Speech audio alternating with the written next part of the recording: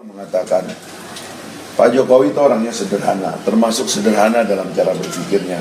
Kita tidak mengenal Pak Jokowi itu sebagai penulis buku, sebagai orang yang berpidato, yang mengungkapkan ide-ide yang rumit.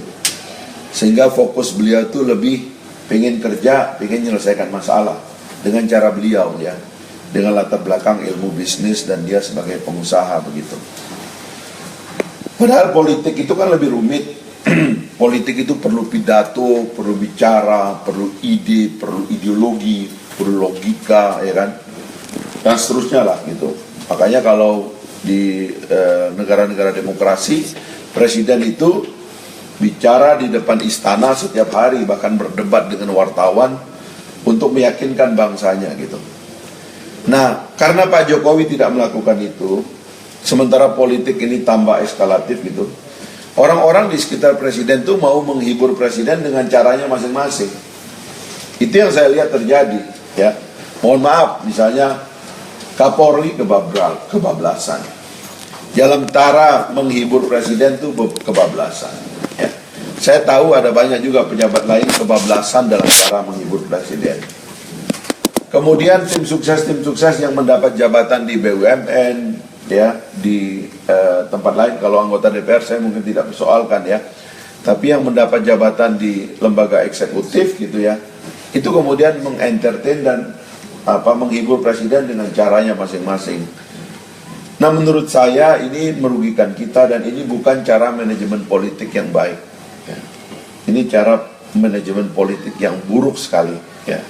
Ini tidak membantu kita memperkuat ya situasi politik yang kondusif, yang bisa mendukung pembangunan yang berkelanjutan. Ini bisa merusak dan meretakkan hubungan antara elit dan meretakkan juga hubungan sosial kita ya. Dan dalam hal ini kita sudah menganalisa dan membaca secara masif ya, efek retakan-retakan ini yang ditimbulkan oleh orang-orang di sekitar presiden ini luar biasa. Termasuk retakan yang sekarang diciptakan oleh Pilkada DKI itu juga luar biasa gitu. Jadi saya kira ini presiden harus, penasehat-penasehatnya harus memfungsikan juru bicara intinya supaya manajemen politiknya itu dikelola secara lebih baik gitu. Jangan dilepas begini.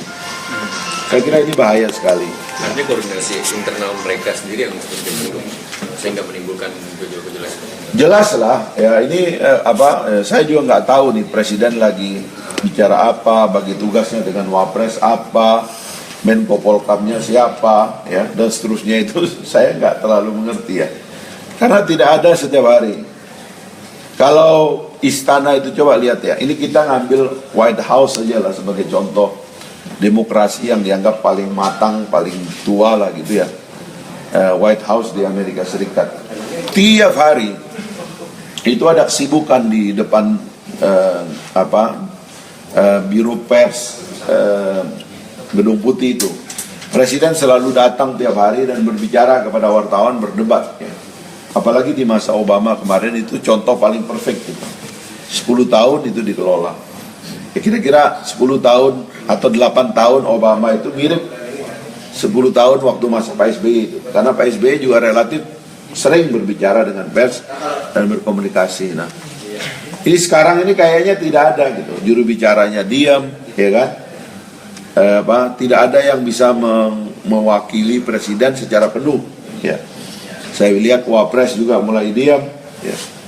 Lalu politik elit ini kemudian turun menjadi proksi-proksi di bawah yang mulai konflik. Gitu.